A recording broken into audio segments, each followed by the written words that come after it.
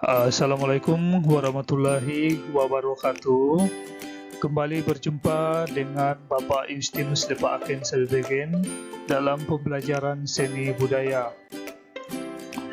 Kali ini kita akan masuk pada bab kedua, yaitu tentang menggambar ragam hias.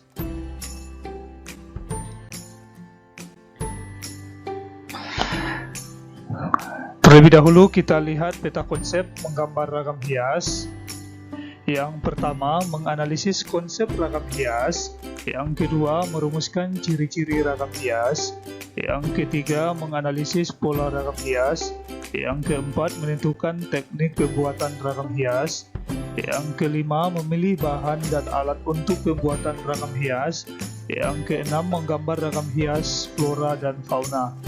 Namun dalam hal ini, pada kesempatan ini, kita akan membahas dua aktivitas pembelajaran. Yang pertama, menganalisis konsep ragam hias, dan yang kedua, merumuskan ciri-ciri ragam hias. Sebelum kita masuk pada dua aktivitas pembelajaran kita, ada baiknya Ananda mengetahui tujuan pembelajaran yang akan kita capai pada bab kedua ini. Yang pertama, setelah mengamati beberapa ragam hias dari berbagai daerah, Ananda dapat menganalisis konsep ragam hias. Yang kedua, setelah mengamati beberapa ragam hias dari berbagai daerah, Ananda dapat menyimpulkan ciri-ciri ragam hias dengan tepat.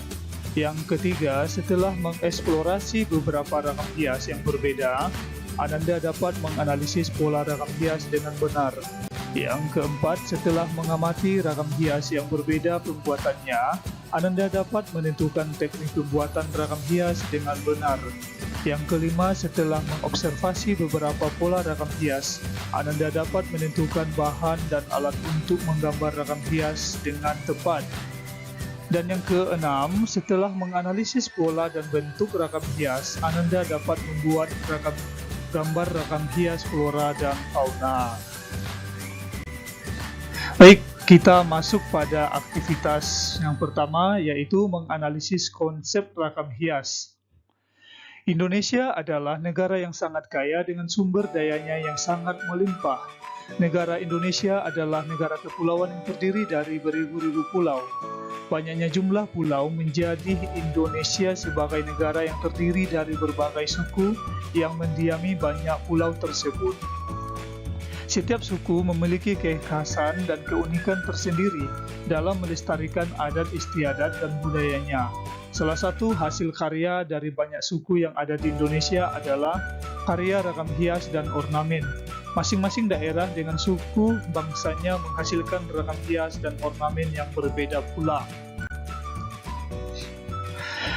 Silakan Ananda perhatikan dan cermati tiga motif ragam hias berikut ini. Ini gambar ragam hias yang pertama, gambar ragam hias yang kedua, dan yang ketiga. Dari apa yang Ananda cermati dan bandingkan pada ketiga ragam hias yang berasal dari tiga daerah tersebut, bisa dikatakan bahwa penggunaan dan pengolahan warna yang begitu matang dan dibuat sedemikian rupa sehingga menghasilkan ragam hias dengan warna yang sangat indah dan menarik. Karya ragam hias yang Ananda cermati ini baru sebagian kecil saja karena masing-masing daerah memiliki lebih dari satu ragam hias.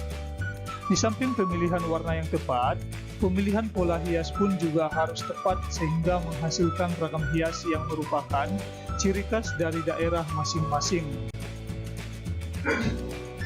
Ragam hias adalah salah satu hasil karya seni rupa yang sengaja dibuat dengan tujuan untuk menghias suatu produk sehingga produk tersebut menjadi lebih indah dan bermakna. Selain itu, ragam hias juga bisa menjadi ciri khas yang menjadi identitas suatu daerah. Misalnya, ragam hias cendrawasih dari Papua, ragam hias singo barong dari Bali, dan masih banyak lagi ragam hias yang lainnya. Selain untuk memenuhi unsur keindahan dan ciri khas suatu daerah, ragam hias juga memiliki makna simbolik. Misalnya, Ragam hias ulam sari emas dari Bali memiliki makna simbolik yakni kemakmuran dan kesejahteraan bagi masyarakat nelayan yang hidup di pinggiran pantai. Dalam abad komunikasi seperti sekarang ini, dengan sangat derasnya pengaruh mancanegara serta beratnya tantangan yang harus dihadapi, maka akan sangat berpengaruh pada usaha Ananda melestarikan budaya sendiri yang merupakan warisan leluhur Ananda. Sebagai generasi muda, harapan bangsa Ananda harus dapat menyaring terhadap pengaruh-pengaruh yang akan membawa Ananda pada kehidupan yang konsumtif tanpa memperhatikan asal-usul barang serta budaya yang Anda gunakan dan kebanggaan. Ananda tentunya mempunyai kemauan yang kuat untuk memakai produksi sendiri, mencintai dan mengembangkan budaya sendiri. Pengenalan ragam hias sekaligus pembinaan untuk bisa menciptakan ragam hias sebagai salah satu warisan budaya bangsa sangat diperlukan. Hal ini dalam rangka mengembangkan dan meningkatkan kecintaan terhadap karya seni ragam hias Nusantara. Berbagai daerah yang ada di Nusantara masyarakatnya mengembangkan kebudayaan daerah yang juga merupakan bagian dari kebudayaan Nusantara. Kajian berbagai ragam hias dan ornamen Nusantara tidak hanya diperlukan oleh mereka yang menekuni seni rupa, melainkan penting sebagai dokumen dan penyebar luasan warisan budaya bangsa kepada siapa saja yang harus meningkatkan apresiasi karya bangsanya. Pada akhirnya, ragam hias juga dapat dikembangkan dalam berbagai karya cipta seni rupa lainnya untuk memperkuat jati diri dan menumbuhkan kebanggaan nasional dalam berpacu dan menghadapi tantangan. Demikian aktivitas yang pertama. Selanjutnya kita masuk pada aktivitas kedua, yaitu tentang merumuskan ciri-ciri ragam hias. Setiap daerah akan mengembangkan kesenian daerahnya sesuai dengan latar belakang sosial budaya dari masing-masing daerahnya tersebut. Dengan demikian akan terbentuklah kesenian daerah.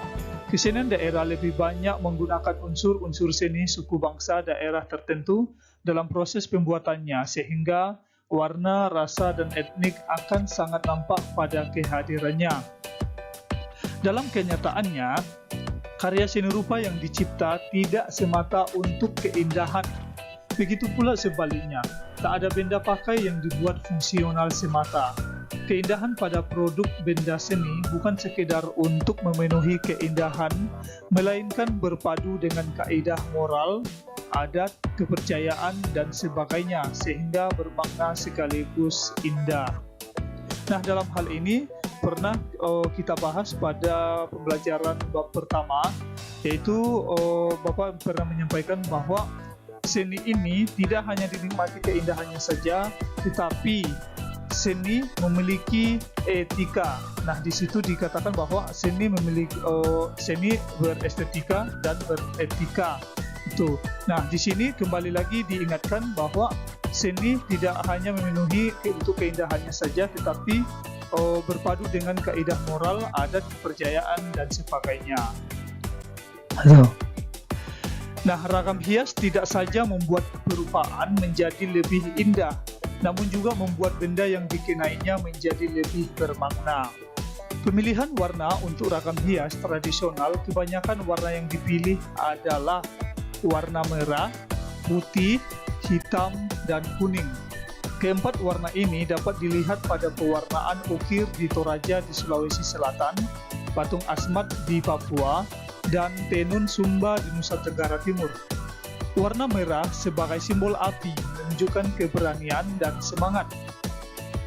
Warna putih lambang kesucian, warna hitam warna tanah dan besi sebagai simbol kesentosaan dan keabadian. Kuning sebagai simbol keluhuran, kemuliaan, dan kegairahan.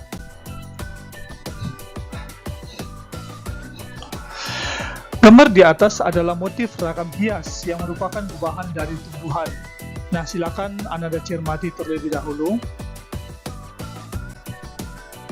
Ya, setelah mencermati dua ragam hias yang merupakan bahan dari tumbuhan, Ananda jadi memahami bahwa motif ragam hias yang dikembangkan dari bentuk tumbuhan jumlahnya sangat banyak sekali. Hampir di setiap daerah memilikinya, bahkan ada di beberapa daerah di wilayah Nusantara yang motif ragam hiasnya sebagian besar dari gubahan motif tumbuhan. Nah, ini kembali motif ragam hias. Silakan Ananda cermati. Setelah mencermati gambar ragam tersebut, apakah Ananda memahami apa nama hewan yang digubah, apa nama motifnya, dari mana asal daerah motif tersebut, apa makna simbolik yang terkandung dalam motif tersebut? Nah, silakan Ananda catatkan di buku catatan sebagai hasil dari pengamatan Ananda. Baik, terima kasih. Motif hewan yang dikembangkan menjadi ragam hias biasanya memilih hewan yang berkembang di daerah tersebut. Misalnya di daerah Bali, di pinggiran pantai memilih ikan sebagai objek pengembangan ragam hias. Papua yang mengembangkan motif ragam hias faunanya dengan memilih burung cendrawasih. Sedangkan di Toraja yang menghargai tinggi nilai kerbau, ragam hiasnya banyak yang bermotif kerbau. Bagi suku Toraja, kerbau menggambarkan tentang harapan akan datangnya kekayaan atau rezeki karena kerja keras mereka sehari-hari.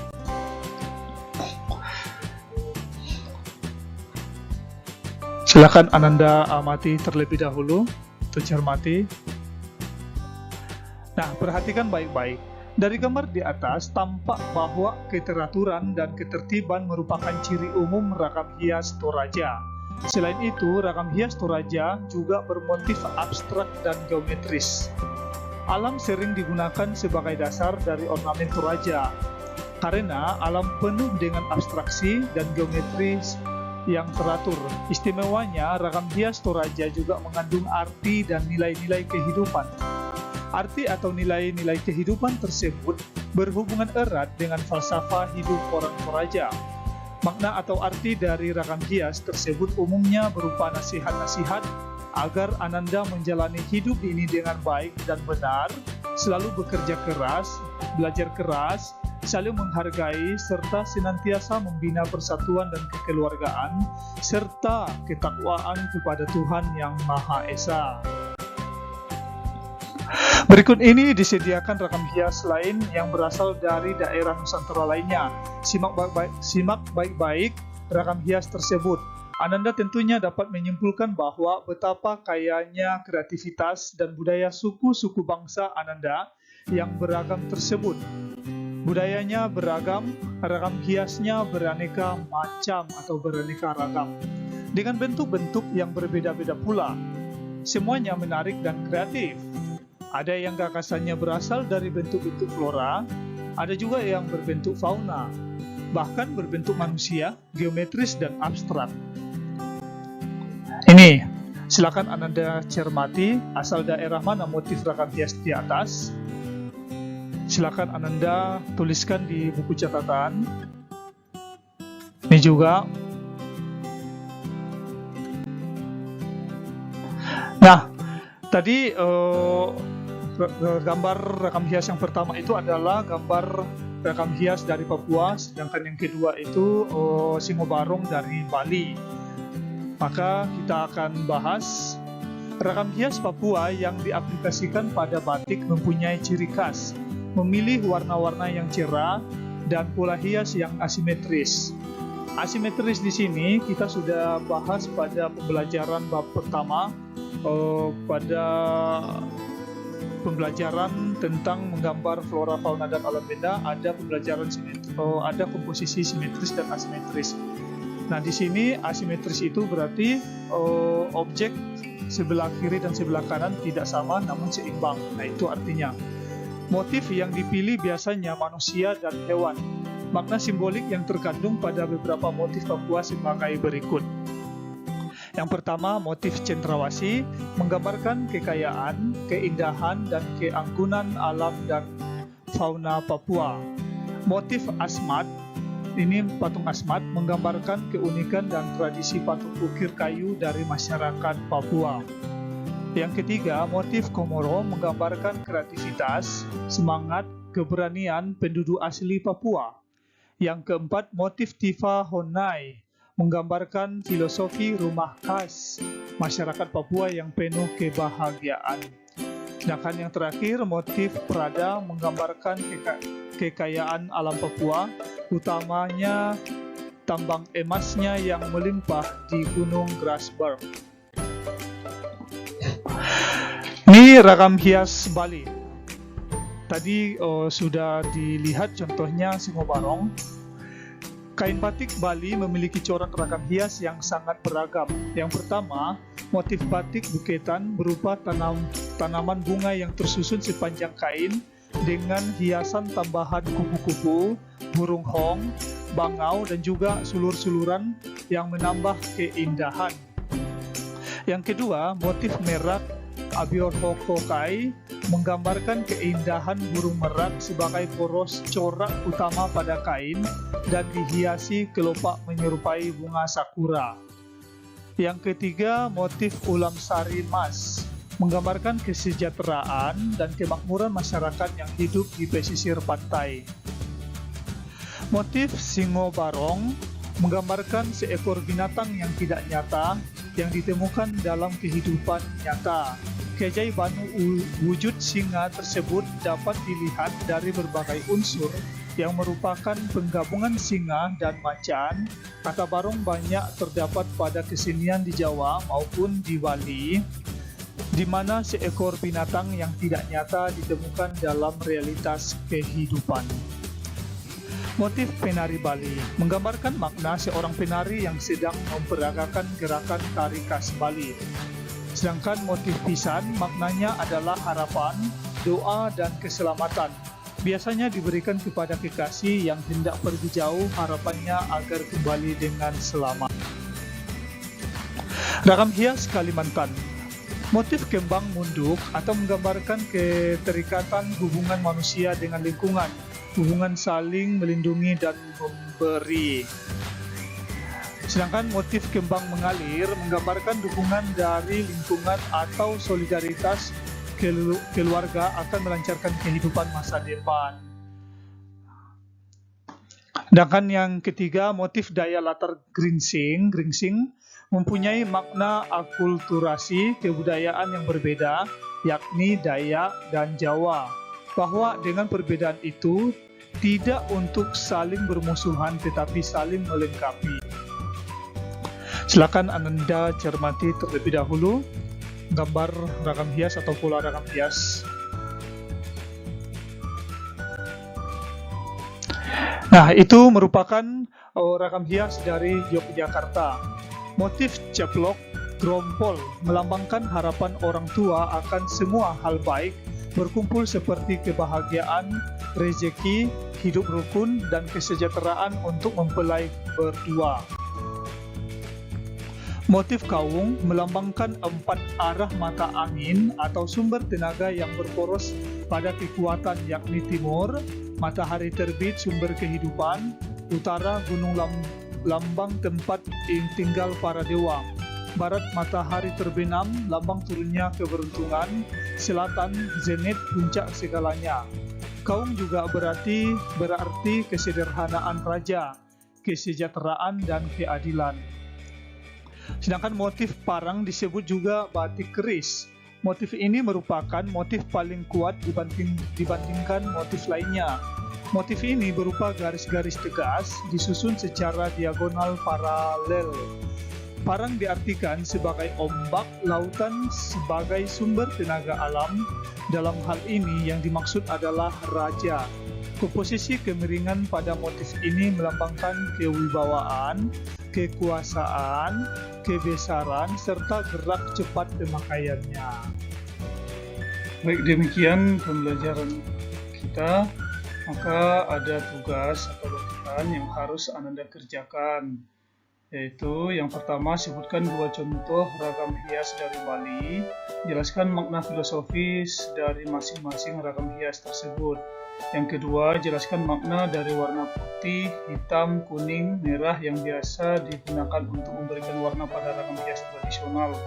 Dan yang ketiga, jelaskan ciri-ciri ragam hias Kalimantan. Nah, inilah tugas yang harus diselesaikan, ditulis di buku latihan dan dikirim ke WA Group. Terima kasih.